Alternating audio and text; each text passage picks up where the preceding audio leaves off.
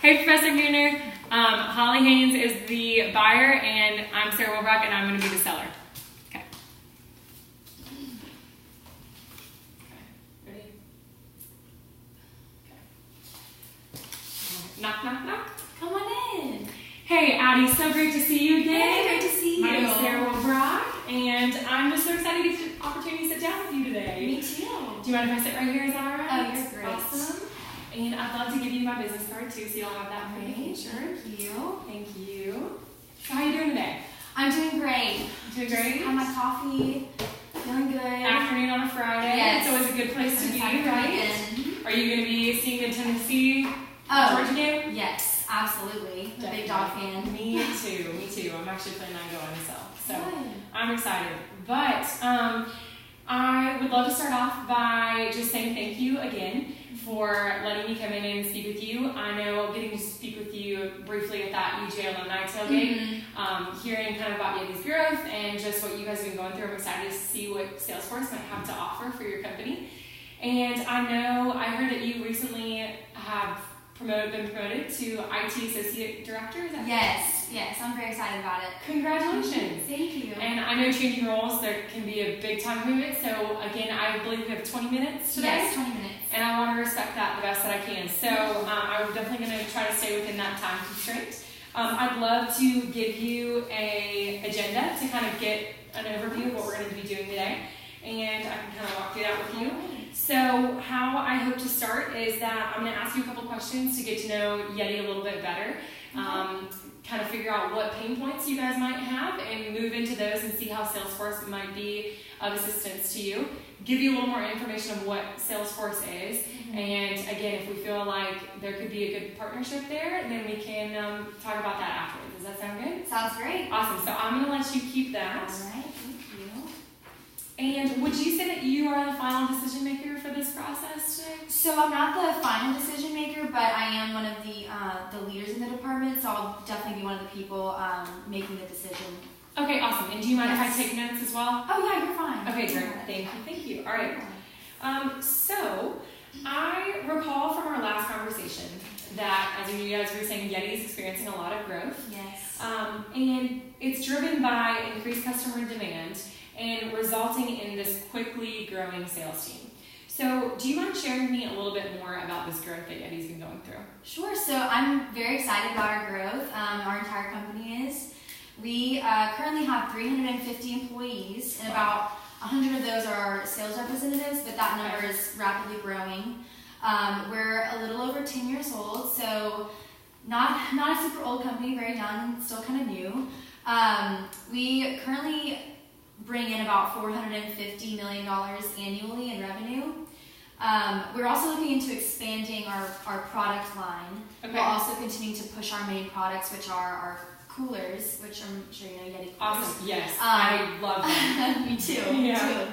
And then our sales specifically consist of direct to consumer sales and then to retail stores across the U.S. and beyond. So with my new position as IT Associate Director, my focus is on the performance and the operations management side, which basically equates to looking for the most efficient processes and employee satisfaction during this growth period. Definitely. And with this growth period, I'm sure that's kind of opened up some areas of inefficiency and all that kind of stuff. What kind of system do you guys currently use at Yeti? So it's actually a pen and paper system. Okay, so manual manually. entry. Yes, manual entry. Okay. And would you say that each sales representative kind of has their own way of doing that, or is there some uniformity there, or? It's really just up to the representative. They kind of just do whatever they want to do. There's not a centralized system. Okay. And do you think that's been kind of difficult for managers to be able to keep track of these different territories? Yes, it's been very difficult, especially with our growth, because there's even more people to manage. I would say that our greatest difficulty is that with expanding territories, there's not a single point to find customer information and order history. And then having a database, I think, would definitely be useful to managers in the IT department, to track their personal territory's performance and then also the performance of neighboring territories to maybe look into expansion and that sort of thing. Definitely, with expansion, you want to go where business seems to be picking Most up viable, more, yes. right, and yes. maybe decreasing where it's not as much. Mm-hmm. Okay, so let's talk a little bit more about what you said with Yeti lacking kind of a central database, right? What effect on customers do you think that lack of communication, or that lack of information, to sales representatives and management has? So lack of information from customer information, from order history, and all that kind of stuff. Well, I think for one, multiple sales reps have contacted the same customers, so people will be reached out to twice, which is kind of inefficient with time. But and then also that's a result of just not being aware of past business with a client. And then also this is an issue if the client feels lost within the size of our company.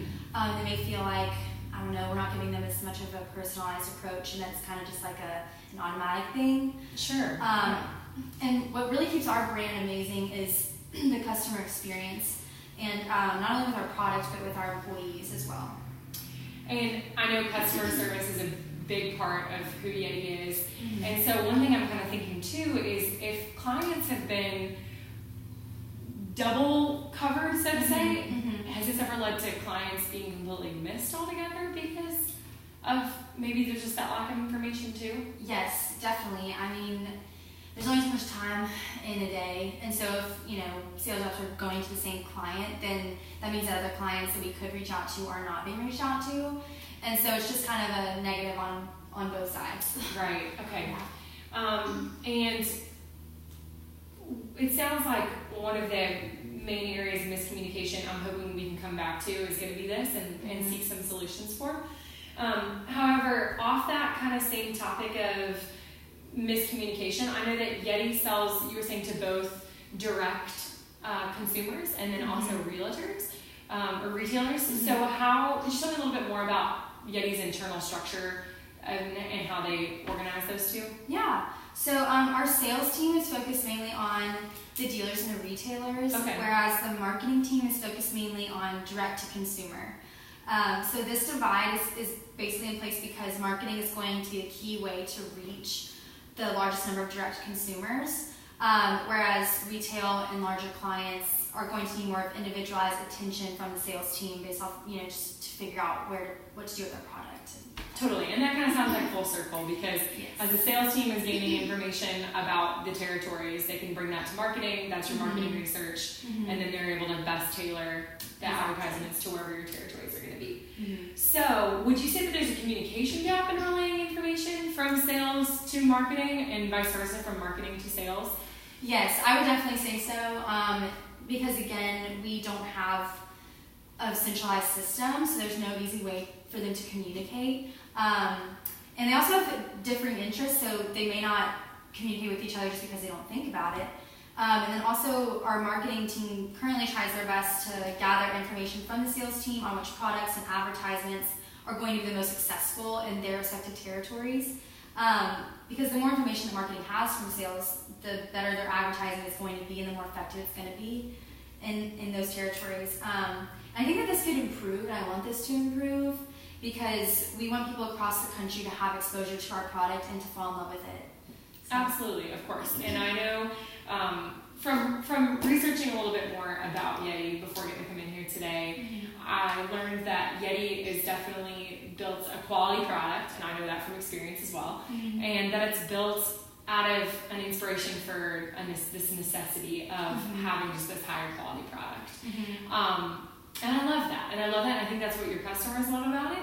And I would like to say, too, that Salesforce similarly does work like that, too. Salesforce was born out of an inspiration for this necessity. A necessity to reach and unify how sales teams across a country could seriously come together and bring their information to one central location.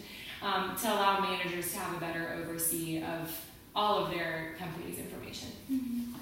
So, I'm excited. I think I see some ways that I'd love to share with you about how Salesforce might be able to implement to Yeti. And are you ready for me to begin sharing a little bit more about Salesforce? Yes, Okay, awesome. I'm excited. I'm going to go ahead and start with presenting to you a little bit more about Salesforce, who they are, who we are, who Salesforce is. Overview of that is it is a CRM-based system, and I'm going to go ahead and just kind of give you a little bit of visual with that as well. Let me get this pulled up for you. All right. So just a brief presentation for you. So we are an organization dedicated to creating the most empowering and effective sales organization in the world. So we believe that this system is moldable, and it's something that we can bring into a company, and it's going to fit what your size and what your growth opportunities are looking to do. We are, as I said, CRM system and a cloud-based system, so it's going to be able to streamline and automate all of your processes across the nation.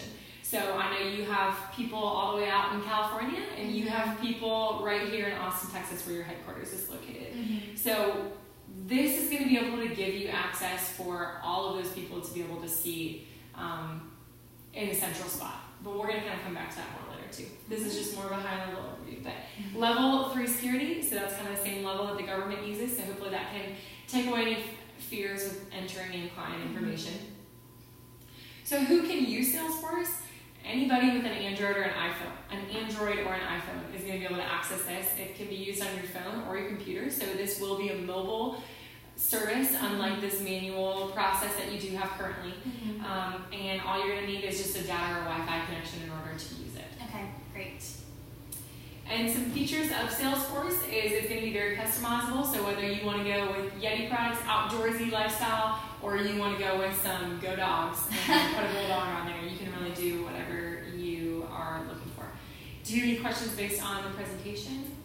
I don't think so. That all sounds great. Okay, awesome. Well, I would love for you to kind of get an opportunity to get your hands on our product. Okay. So do you mind if I come and sit near you and we can kind of go over a little bit better? Okay. Yeah. I'm just going to bring this on around.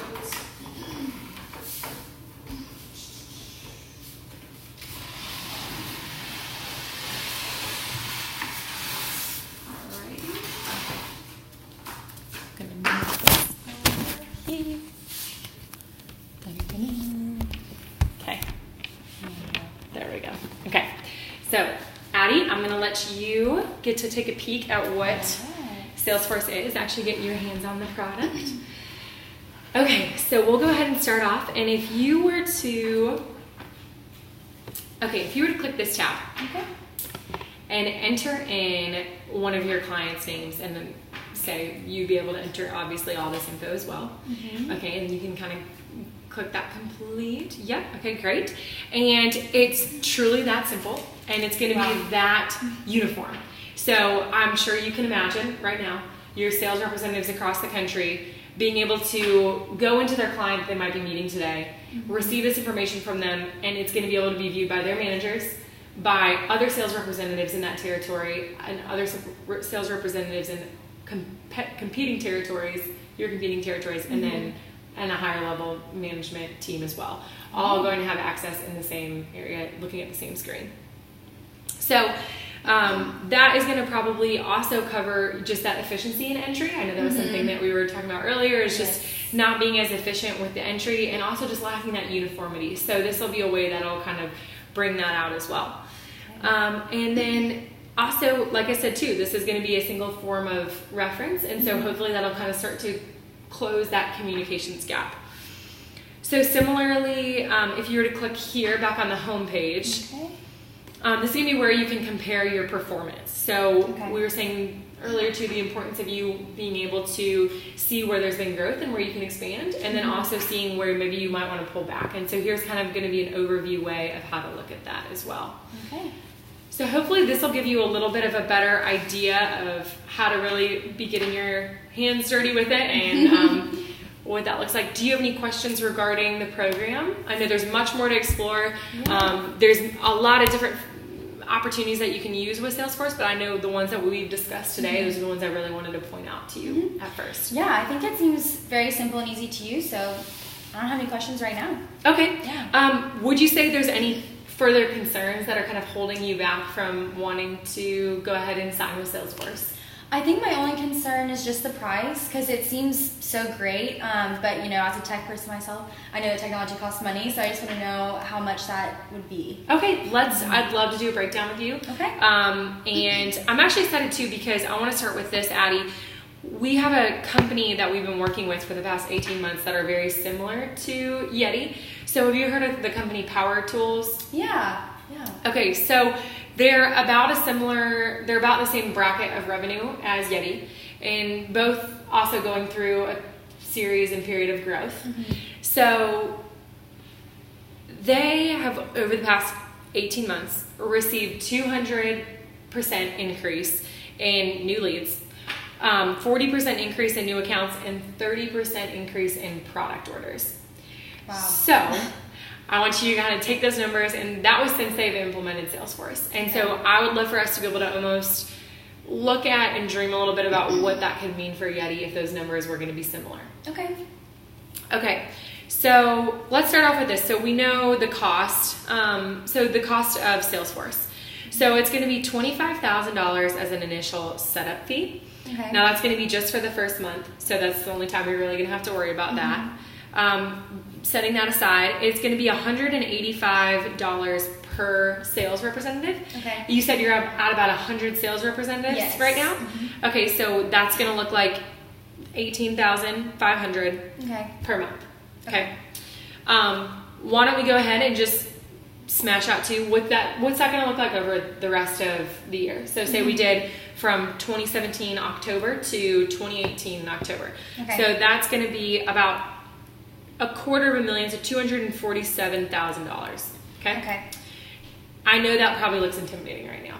That might look a little scary, but let's go back to, let's dream a little bit. So what do we have here? So we've got $450 million in revenue. That's what Yeti's currently bringing in. Okay, so why don't we say that there was going to be a 30% increase in product orders? Okay. So we could probably say that would be about $600 million now instead of this 450. So over a year, revenue could maybe even be moving up $150 million. So that's going to be a big comparison to this measly, right, 427,000. But do you view it that way too, Addie? Like, would you see it that? Yeah. I think it's just a drop in the bucket, you know? I think I'd agree. So it definitely kind of starts to make that seesaw look a little more like this, maybe rather than that. So yes. A drop in the bucket, I think it's a good way to put it. Good. Okay. So, yes, exactly. Well, awesome. I know, Addie, we've covered a lot today. I know you said you are one of the major decision makers in this process, but I know that there are more that you'd like to speak with, and I'd love to speak with them too. Yeah. So how about we were to meet again next week, say maybe even Friday the same time? Yeah, I could definitely do that. I would love to get someone else in here, maybe the senior executive in my department. Absolutely. And I also just want to give this to you too. So this is going to be an overview of the contract, so you're welcome to share that. It's going to go over a couple of the benefits that we really reviewed today.